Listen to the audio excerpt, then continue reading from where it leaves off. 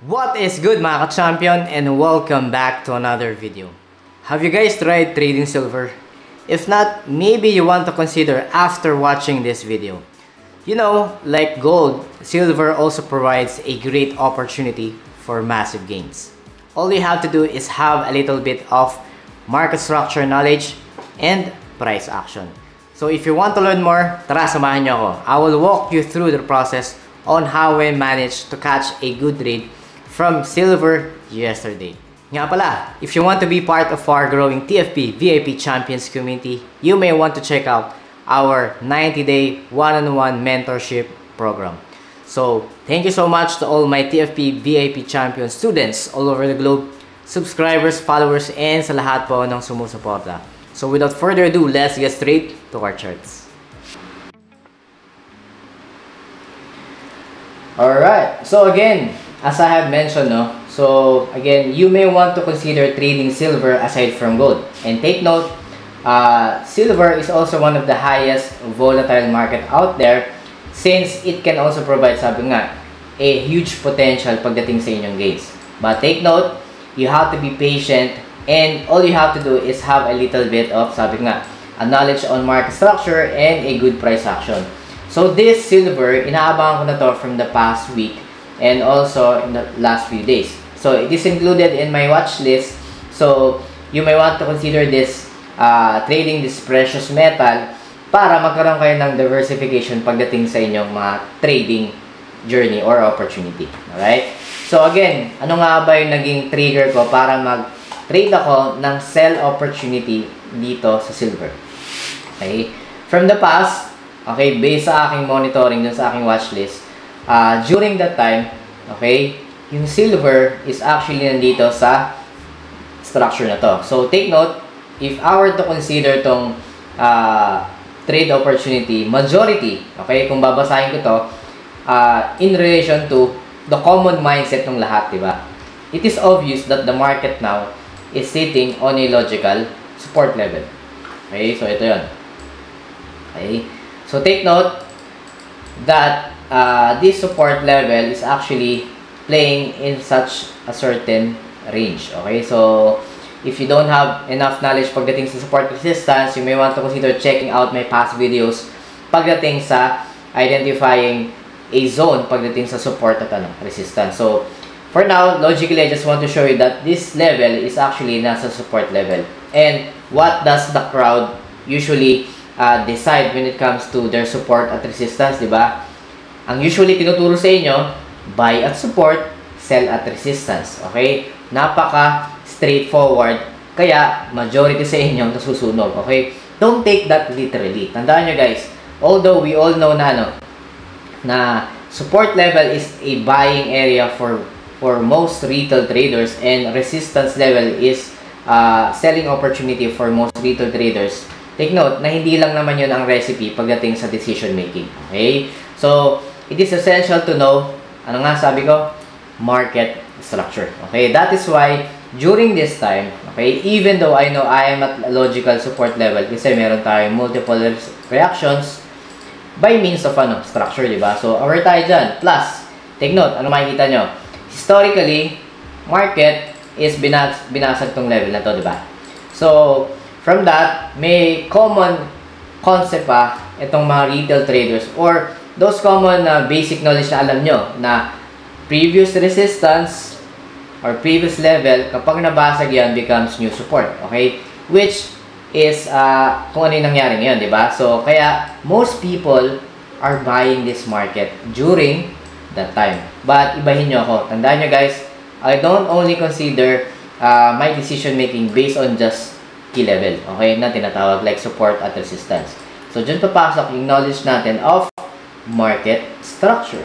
Okay, kaya all we have to do is check yung historical structure bago nangyari tong reaction from your support level. So, simple lang, mag-backtop lang kayo or backread nyo yung chart at least structure before yung current structure. So, if I were to read ito, diba, meron tayo dito low, obvious naman, and then we have this high, higher low, and then higher high,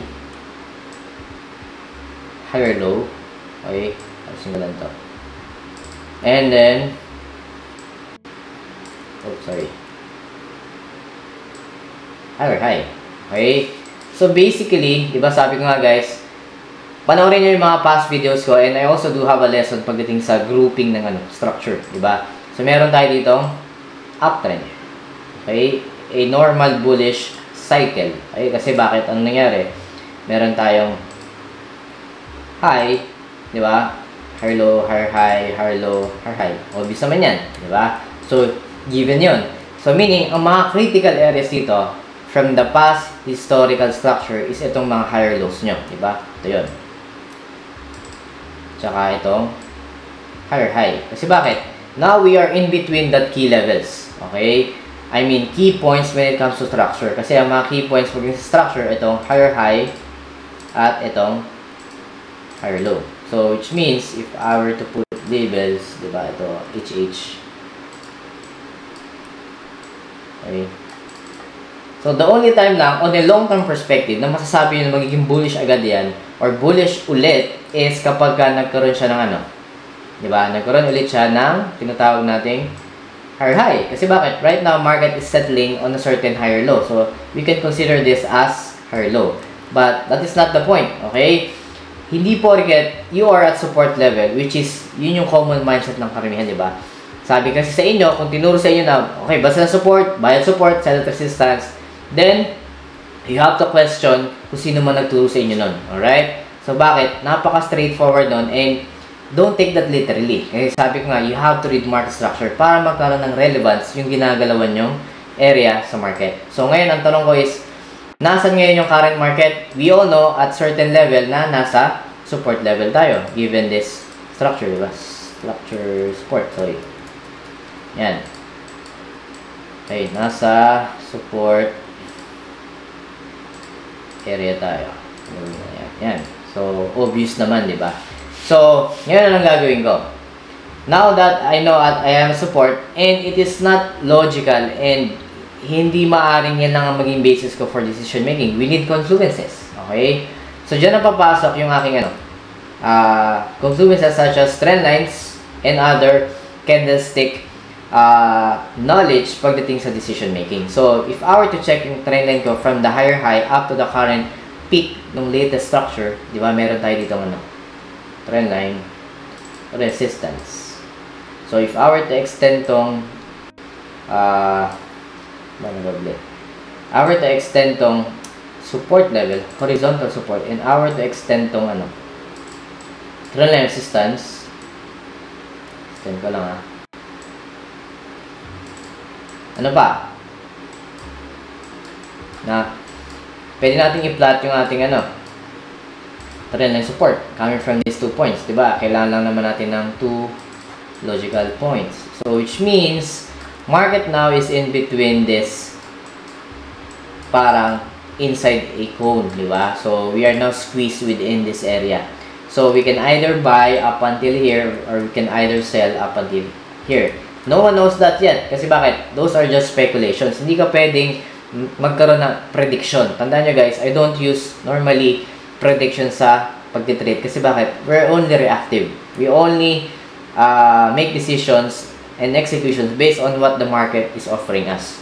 Okay? Dun sa mga nagkakaroon ng unidirectional prediction, kaya kayo mas lalong nadi-disappoint kasi you don't understand really the market. Okay? Masyado lang kayong nagpo-focus sa isang area or direction, which most of you guys are mali. Okay? So, ngayon, ang tanong ko is, on the long-term perspective, okay, on the swing perspective, the only time I will buy is kapag mag-align siya sa aking HPT zone, which is, ang HPT zone ko ngayon is what? Diba? Most probably, on the long term, dito. Kasi bakit?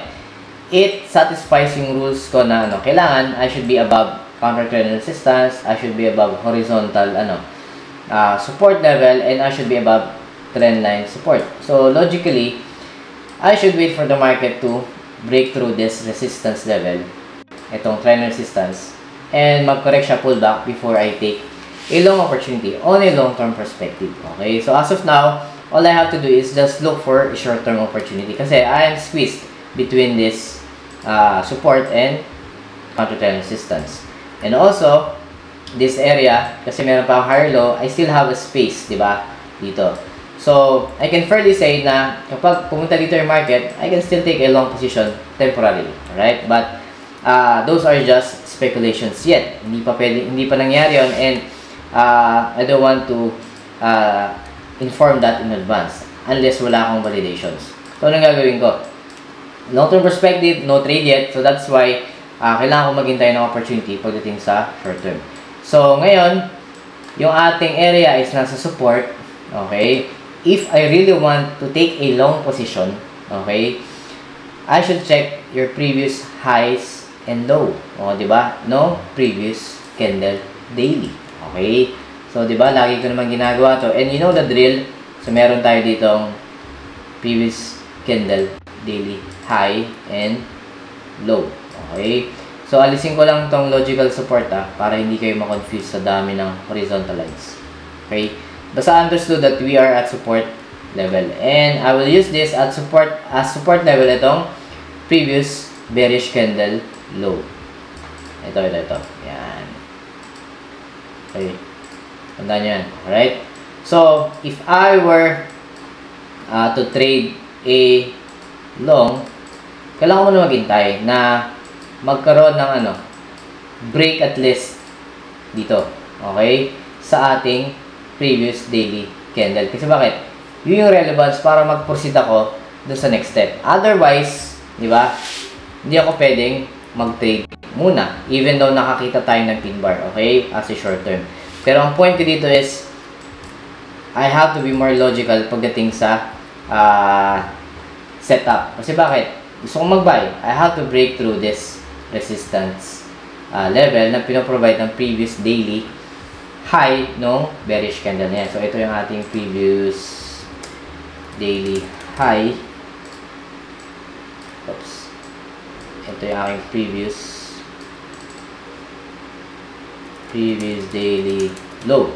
Okay? So, given yan. So, meaning, pagdating sa lower time frame, that will be my support at resistance. So, otherwise, if bumagsak yung market, then, that simply means na, I should be taking sell. Okay? Kasi bakit? Hindi porket nasa support ako, that's an opportunity to buy. You have to know your market structure. And, in addition, just one clue, di ba? Ano mapapansin nyo? By market structure, the reason I'm not considering yet to buy is, ano nangyari? Nagkaroon tayo ng weakness. Hindi nyo ba napapansin?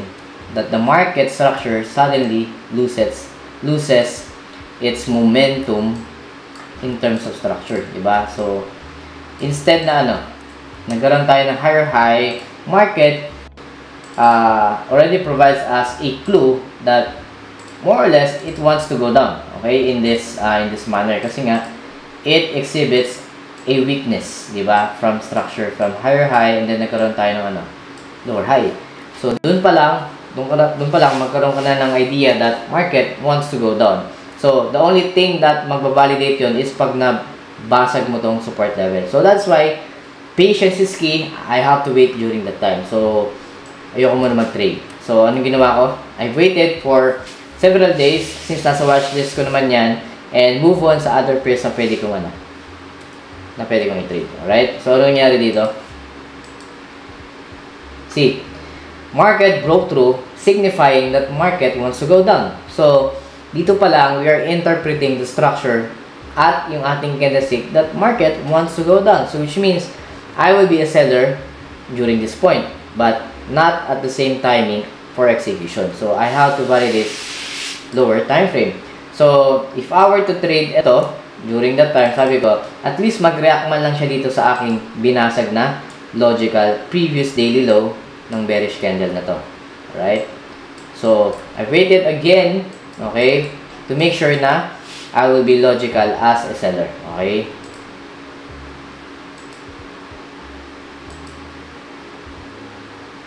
So, you see, it took me what? 1, 2, 3. It took me 4 days para lang magkaroon ako ng reaction, di ba? So, ibig sabihin, that is the level of patience I normally have pagdating sa mga long-term trades or even short-term trades. Kasi bakit?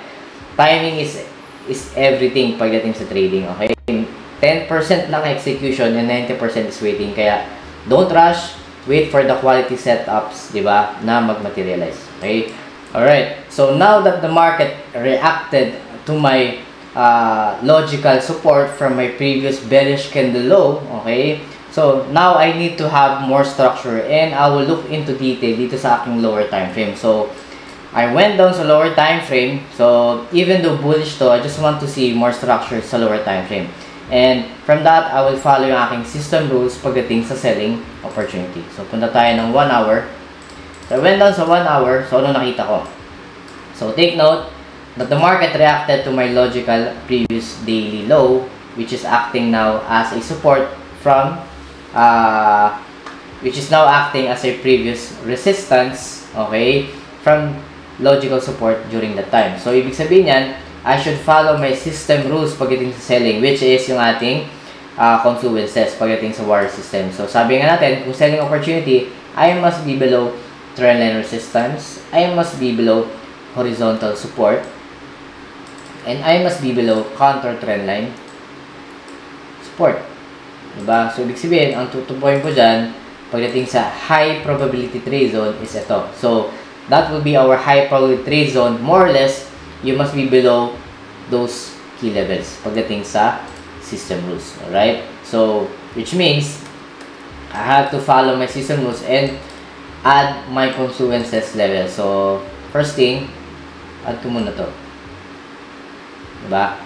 From these 2 points, yan yung ating trend line support. So, meaning, I should break through this horizontal support, okay, because I must be below that and I must break this trend line support. So, meaning, kailangan mabasok ko yan. Is there anything I can add pagdating sa confluences? So, pwede ko rin i-add itong 2 points, diba? Let's say itong current structure ng market as confluences. So, ibig sabihin, since may reaction tayo dito, let's see that ang target nating HPT zone for an opportunity as sell is below that. So, I must break through all of these key levels and I must be below that. So, again, all I have to do is wait. So, ang nangyari, of course, patience is the key. I have to wait na mag-materialize yung yung setup. Okay? So, I'm still above, meaning, gray area pa yan. I should not be taking any trade during that time. So, patience. So, I have to wait again. So, at this point, nabasag na siya, diba? I am now below. So, all I need to do is wait for a reaction ulit dun sa HPT zone. Kasi ba, this is just a breakout. This can be a false breakout and suddenly returns to go up. So, ayoko mangyari yun. And take note, I don't want to chase the market. Ang hinahanap ko is usually mga shooting star kapag ako ay nagsisell opportunity papunta dito sa aking HPT zone. So, I need to have a reaction dito ulit. Okay? I retest para mas makita natin na valid nga yung ating HPT zone. Okay?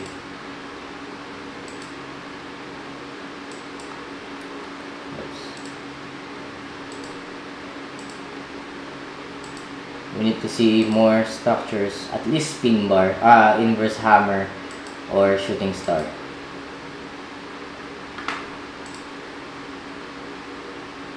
Alright. So, quite evidently, di ba? Kita natin na nagkaroon tayo ng ng doji selling pressure candle or a shooting star. It doesn't have a body, but take note, kung makita natin, alam naman natin by structure that yung market initially went up and then went down. So, ibig sabihin, nagkaroon ng strength yung mga sellers or dominance ng sellers during this candlestick formation. Okay? So, for me to have a logical, more convincing factor of decision making, diba? Ano yung tabi ng candle? Diba? Diyan pa rin mag-matter yung previous candle highs and lows. So, I need to make sure I break through this previous bullish candle low. Kasi bakit? Momentum to ng buyers. So, I have to make sure na mabasa ko muna yan and I must be below. Confluence-wise, okay, dito ko na i-detalye yung aking trend line resistance. Ito na magmamatter yung iyong precision when it comes to setup. Okay, so in-adjust ko yung aking bakit? Diba, that time, it was here. So, in-adjust ko kasi bakit? The market updated when it comes to structure. So, update ko rin tong trendline resistance para lang make sense yung ating HPT zone. So, now that we have this structure, and take note, ang tumbok natin, mabasag natin to. Diba? Same rules, apply. Diba? So, ayusin ko lang to. Yan. Okay. It's quite evident na yan yung ating trendline resistance. So, goal ko ngayon, diba? Tandaan nyo, hindi ba ako nag-execute and I just want to be more logical. Nasa area na ako ng HPT zone, given that. Okay? Tandaan nyo, I'm just aiming for short-term trade dito sa silver kasi volatile nga yan. So, now that I saw this, diba, selling pressure candle, okay, anong gagawin ko? Hindi man ako right away magsisell sa 5 minutes. Okay? I want to make sure na mabasag nyo muna itong momentum ng buyers to make it more logical, diba? So, I have to wait. Okay? The level of patience, take note, hindi naman ako candle per candle nag-iintay. I have alerts, so kaya I can still move on with my day and other pairs na pwede kong i-trade. So, tingnan natin what happened here. Okay. Alright. So, now that we have what? Now that we have a break. Okay. Does that mean na pwede na mag-sell right away? Take note, we don't chase for the price going down. Okay? Now that I have a valid break nitong bullish momentum, ibig sabihin yan, now I can go down to a much lower time frame, which is 5 minutes. And look for the precision when it comes to entry. Alright? So, ngayon, anong gagawin ko? Obviously, kita ko naman na may structure dito. Uy, meron tayong high, lower, low, lower, high, lower, low, lower, high. I can use that as anchor points for my trendline resistance para mas maging precise yung aking entry. Diba? Yan. Given this structure. Tandaan nyo guys, yung ginagawa ko sa higher time frame, hindi yung ginagawa ko sa lower time frame, huwag kayo malito sa mga lines. It's all the same thing. So, ibig sabihin yan, tandaan nyo to, itong horizontal na to, yan. That is my, di ba, previous 1 hour bullish candle low. Ito yun. Kakapalan ko para mas ma-visualize nyo. So, gagawin kong yan. At gagawin nating red para mas kita nyo. Alright? So, ito yung bullish candle low that acted as a support. Okay? Na, obviously, nabasag na. Okay? So, now that it made sense, okay, ito gagawin ko ring red para mas makita nyo yung distinction ng trend lines from higher at lower time frame. Okay? So, ngayon, is there anything I can add? Trend line support. Okay, pwede. Kasi may point ako dito. Okay, ito yung higher time frame natin na delete ko na yan para kayo malito. And I can have an updated point here. So, meaning, I can use that as anchor, diba? So, ano makita nyo? Obviously, the market price is below nung tatlong levels. Kasi, it went down, breaking through this trend line, support, horizontal support, at, below ng trend line resistance. So, ang aking HPT zone as a sell is obviously nandito. Okay? So, okay, malito sa mga lines, as I mentioned, di ba? Pinaplot lang natin yung ating confluences. So, take note, nandito yung tinutumbok natin as a sell opportunity. So, ito yung magiging entry area ko. So, anong gagawin ko? Again, shooting star, inverse hammer, yun lang kailangan ko from this area. Then, saka na ako mag-execute using market execution. I can use limit order, okay? So, that time I use market execution kasi I want to see a inverse hammer or shooting star. So, ano nangyari dito? Diba? The level of patience is quite high, but again, it's all worth it. I know from the sa huli. Wala akong ng inverse hammer, shooting star.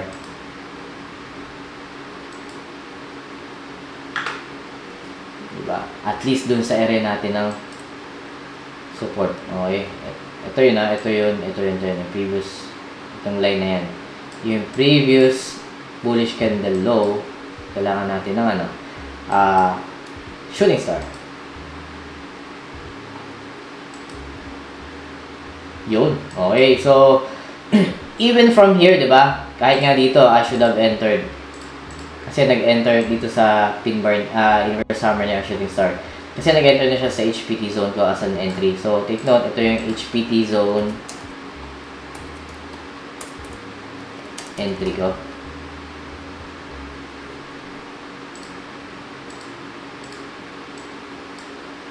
Okay. And ito yung HPT zone ng each one. Okay, para hindi kayo makasqueeze. Yung malaking red zone na yan. So, now that I have this candlestick pattern, or, sorry, formation, I could have entered right away, sabi ko nga. But, again, I use market execution, no, as I said. Right after lang nung ano, next candle. And, sabi ko nilalagay yung stop loss, logically, at least, dun sa above ng may key level ka. Or itong daily, yung daily support niya. Okay? Or horizontal area. Okay? So, again, less greed approach, pero, swabbing trade, 1:3. My standard opportunity for selling and buying pagdating sa take profit. Okay? Para less greed and I don't have to worry about structures, and that. But again, you can go up higher time frame, the usual process. Pero ako, enough na sa 1:3 kasi compounding naman effect niyan kapag consistent ka. Alright? So, 1:3, yun lang yung name ko that time. Pero, what happened here was, okay, na-trigger ako nun, take note, and it consolidated, I was negative, okay lang, that's how the market works, diba? So, importante dito is, you have to stick by the rules, you have to stick to your own analysis and trust your own system, okay?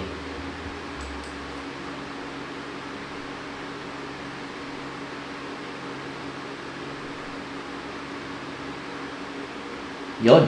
Okay? So, you see, it went well. Okay? It had a rough road along the way, but importante dito is, I stick by my rules. I stick by my own system. And, with confidence, I can fairly say na what I'm doing is logical, mapa-higher to lower time frame. So, yan yung importance ng market structure, understanding from a higher perspective, going to a lower time frame executions. Okay? The reason nag-decide ako mag-sell is bakit? Tandaan nyo guys, may weakness from higher high to lower high. It already indicates you there's weakness. Meaning, market wants to go down. And it's quite evident noon nangyari, nagkaroon tayo ng breakout, diba, dito.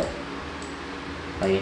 Of support. Kaya, huwag kayo laging literal na buy support, sell resistance. Kung may nagtuturo sa inyo ng ganon, again, takbuhan nyo na yun. Alright? So, kailangan nyo mag-aral pa ng more other supporting ideas para sa inyong decision making. Kasi bakit? Trading is tricky, pero if you know well your basics, market structure, price action alone, dun pa lang, malaki na yung advantage nyo. Alright? So again, this lesson, I hope may natutunan kayo, and I hope you get the idea why I sold this silver, and maybe you may want now to consider silver. Kasi bakit? Sumusunod yan sa mga high probability zone. So again, all you have to find is yung mga ating basic candlestick formation, such as yung ating buying and selling pressure candles, at of course higher time frame market structure knowledge. Alright? So again, that would be it for today. Maraming salamat sa mga sumusuporta. Alright guys, so thank you so much to all my TFP VIP champion students all over the globe, subscribers, followers, and to everyone na susuporta pa. Alright? So, God bless. See you all on the next videos. Bye-bye. So, I just want to inform and announce that our TFP VIP champion student private Discord community is already up. And yeah, here we have several channels wherein we share our technical trading ideas among each other. And of course, We also have our weekly trade ideas para sa ating mga weekly forecast para sa mga currency pairs and some announcement section. And of course, since tayo ay global, of course, we have other students as well na galing sa mga ibang bansa overseas. So, here we introduce ourselves and introduce kung saan tayo galing, sa bansa tayo ngayon, OFW man o hindi. But nevertheless, this is a healthy community para mag-share ng mga trading ideas para sa inyo guys. And hopefully, I will be putting up a server publicly para sa mga baguhan naman and those mga followers and subscribers natin. Alright? So, yeah, this is just a minor announcement and hopefully guys, you can join us and make this community grow lalo na sa ating mga estudyante nag-aaral. Alright guys, so mga baguhan pa lang. But nevertheless, everyone here wants to learn, wants to make profit from the market. But as much as possible, we're all equal in the eyes of the market. Alright guys, so that would be it. So yun lang and thank you very much. Alright, bye-bye.